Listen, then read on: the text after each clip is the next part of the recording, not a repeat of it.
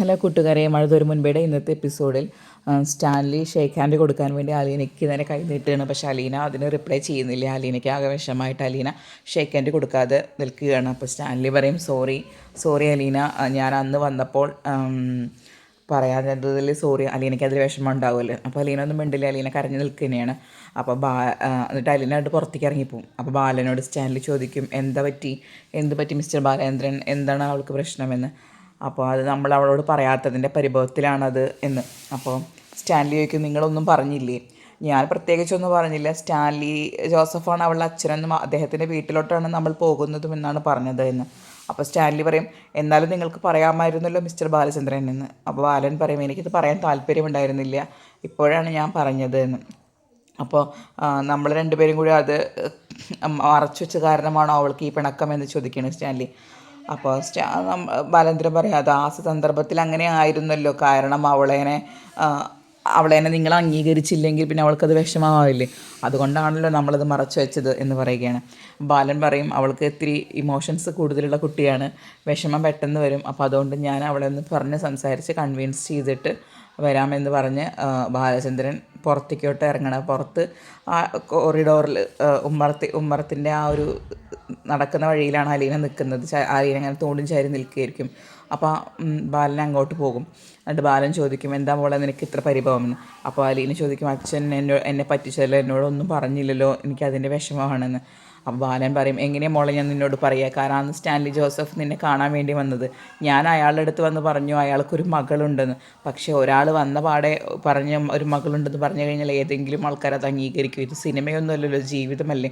അപ്പോൾ അയാൾക്ക് നിന്നെ കാണണമെന്ന് പറഞ്ഞു. അയാൾ നമ്മുടെ വീട്ടിലോട്ട് വന്നു.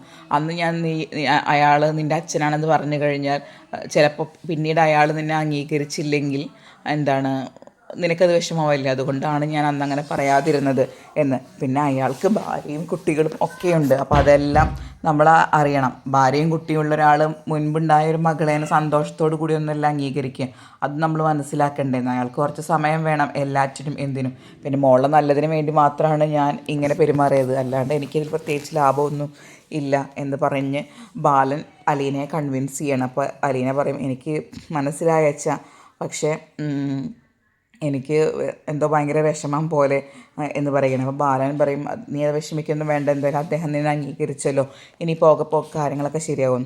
അപ്പോൾ അലീന ചോദിക്കും, അല്ല അച്ഛാ, എനിക്കൊരു സംശയം, ഇദ്ദേഹത്തിന് ഭാര്യയും മക്കളൊക്കെ ഇല്ലേ, അവരൊന്നും ഇവിടെ കാണാനില്ലല്ലോ. അപ്പോൾ ബാലൻ പറയും, ഭാര്യയും മക്കളും ഉണ്ടെന്ന് എനിക്കറിയാം, പക്ഷേ അവരെല്ലാം എവിടെയാണെന്ന് എനിക്കറിയില്ല എന്ന് പറയുകയാണ്. അപ്പോൾ അതെങ്ങനെയാണ് അച്ഛാ അറിയുക എന്ന് ചോദിക്കുകയാണ്. അപ്പോൾ അലീനോട് ബാലൻ പറയും, അതെല്ലാം നീ ചോദിച്ച് മനസ്സിലാക്കണം എൻ്റെ അപ്പൻ്റെ അടുത്ത്, ആരാണ് എന്തൊക്കെയാണ് ഉള്ളത് എന്ന്. അപ്പോൾ അലീന ഇങ്ങനെ ഇതായിട്ട് നിൽക്കണം. അപ്പോൾ ബാലൻ പറയും, കുറേ പ്രശ്നങ്ങളൊക്കെ ഉണ്ട്, അപ്പോൾ നീ അതെല്ലാം മനസ്സിലാക്കിയിട്ട് പെരുമാറണമെന്ന്. അപ്പോൾ അലീന ചോദിക്കും, ഒരച്ഛൻ ഒരു മകളെ തിരിച്ചറിയാനും അംഗീകരിക്കാനും എന്ത് കടമ്പകൾ കടക്കണമല്ലേ എന്ന് ചോദിക്കും. അപ്പോൾ ബാലൻ പറയും, നീ ആ അവസ്ഥ മനസ്സിലാക്കണം എന്ന് പറയുകയാണ്. അപ്പോൾ അലീന പറയും, എനിക്ക് മനസ്സിലായി എന്ന് പറയുകയാണ് അലീന. ഇതേ സമയം അടുക്കളയിൽ ജോലിക്കാരെല്ലാവരും അങ്ങോട്ടും ഇങ്ങോട്ടും സംസാരിക്കുകയാണ്, ആരാണ് ആ പെൺകുട്ടിയെന്ന്. പൗലോസ് പറയണത് എന്തെന്ന് വെച്ചാൽ, സാറിൻ്റെ അന്ന് ആ പാലക്കാരൻ വന്നതിന് ശേഷം സാറിന് നല്ല ടെൻഷൻ ഉണ്ടായിരുന്നു. അപ്പോൾ ആ പെൺകുട്ടീനെ അവർ ഇവിടെ കൊടുന്ന് ആക്കാനാണ് പറഞ്ഞത്. പിന്നെ ഈ പെൺകുട്ടി വരുന്ന കാരണം റൂം വൃത്തിയാക്കിയിടാനും ഒക്കെ എന്നോട് പറഞ്ഞിരുന്നു എന്ന്. അപ്പോൾ അവിടുത്തെ ഡ്രൈവർ ചോദിക്കുന്നുണ്ട്, ഇനി സാറിൻ്റെ വല്ല ബന്ധുക്കളുടെ കുട്ടികളായിരിക്കുമോ? എങ്ങനെയാണെങ്കിൽ അത് അറിയണ്ടേ, ഇവർക്ക് പരസ്പരം അറിയോ, ഇവർ ആദ്യമായിട്ടാണ് കാണുന്നത്. പിന്നെ ആ കൂടെ വന്നുള്ള ആളേനെ അച്ഛ എന്ന പെൺകുട്ടി വിളിക്കുന്നുണ്ട്, അത് ഞാൻ കേട്ടതാണെന്ന് ആൻ്റപ്പനും പറയും. പക്ഷേ ആൻ്റപ്പൻ ഒരു കാര്യം കൂടി പറയും, എന്തൊക്കെ ഉണ്ടെങ്കിലും സ്റ്റാൻലി സാറുടെ മൂത്ത മകൾ ടാനിയ കൊച്ചിൻ്റെ ഒരു മുഖച്ഛായ ഉണ്ട് ആ കൊച്ചിന് എന്ന് പറയുകയാണ്.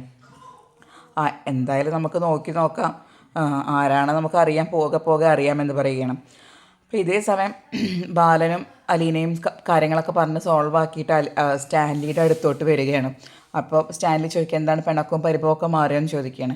അപ്പോൾ ബാലൻ പറയും, അവൾക്ക് പിണക്കവും പരിഭവം നമ്മൾ എന്താണെന്ന് പറയാത്തതിൻ്റെ ഒരു ചെറിയ വിഷമമാണല്ലോ, ഞാൻ പറഞ്ഞ് മനസ്സിലാക്കി കൊടുത്തിട്ടുണ്ടെന്ന്.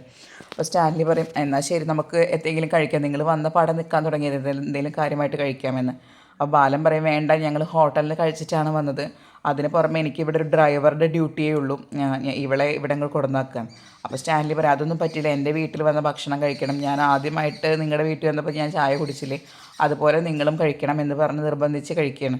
അപ്പോൾ ഭാര്യയെ പറയുന്നത് ചായ കുടിച്ചിട്ട് പോകാമെന്നുള്ള രീതിയിൽ ചായ കുടിക്കാൻ പോവാണ്.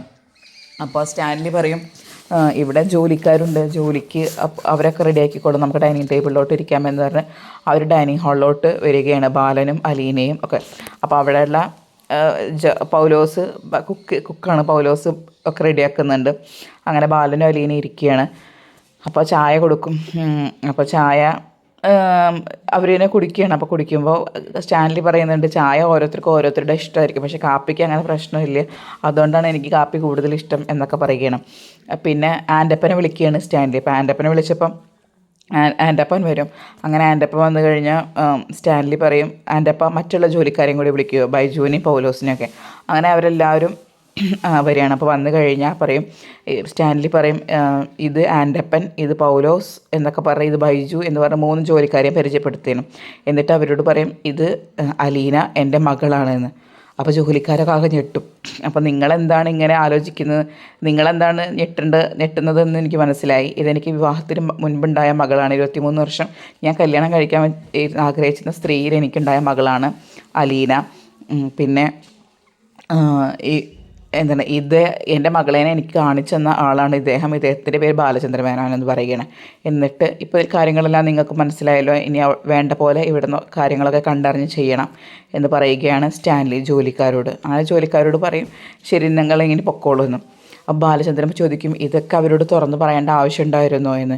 അപ്പോൾ സ്റ്റാൻലി പറയും ഇതൊക്കെ അവരോട് പറയണം, ഇല്ലെങ്കിൽ എന്നെക്കുറിച്ചില്ലാത്ത കഥകൾ ഉള്ളതും ഇല്ലതും വെച്ച് പൊടിപ്പും തൊങ്ങൽ വെച്ച് ഉണ്ടാക്കും, അപ്പോൾ അതിനും ഭേദം സത്യം അറിയുന്നത് തന്നെയാണ് എന്ന്.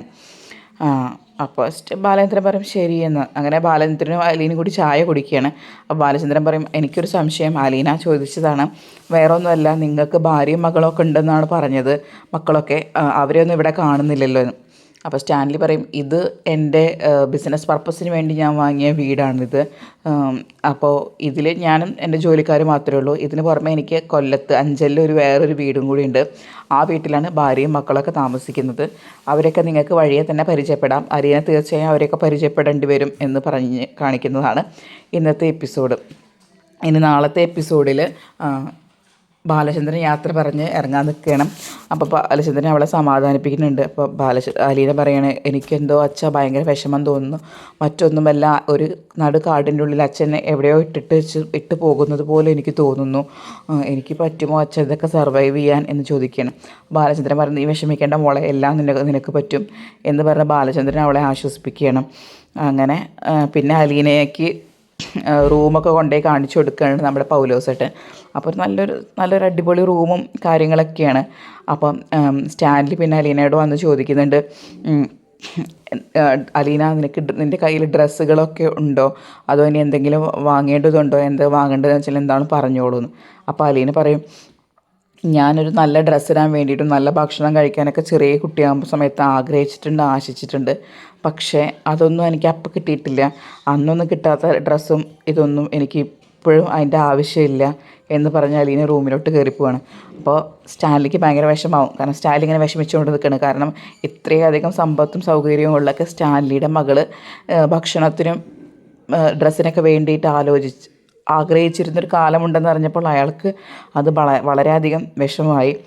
അങ്ങനെ പുതിയ അന്തരീക്ഷത്തോട് ഇണങ്ങാൻ വേണ്ടി ശ്രമിക്കുകയാണ് അലീന. അപ്പോൾ സ്റ്റാൻലി ഒരു കാര്യം പറയുന്നുണ്ട്, നിനക്ക് ഇവിടുത്തെ നായക്കുട്ടികൾ നല്ല ഒരു കമ്പനി ആയിരിക്കും, അവരോടൊക്കെ ഇണങ്ങിക്കഴിഞ്ഞാൽ അവർ വളരെ നല്ല ജന്തുക്കളാണ് എന്ന് പറയുകയാണ്. അങ്ങനെ ഇത്രയും പറഞ്ഞതുകൊണ്ടാണ് നാളത്തെ എപ്പിസോഡും അവസാനിക്കുന്നത്. കൂടുതൽ നേരത്തെ മഴത്തോരമ്പയുടെ വിശേഷങ്ങൾ അറിയാൻ ആദ്യം നിങ്ങൾ ഈ ചാനൽ സബ്സ്ക്രൈബ് ചെയ്യുക, വീഡിയോ ഇഷ്ടപ്പെട്ടാൽ ലൈക്കും ചെയ്യുക, നോട്ടിഫിക്കേഷൻ ലഭിക്കാൻ ബെല്ലൈക്കണും പ്രസ് ചെയ്യുക.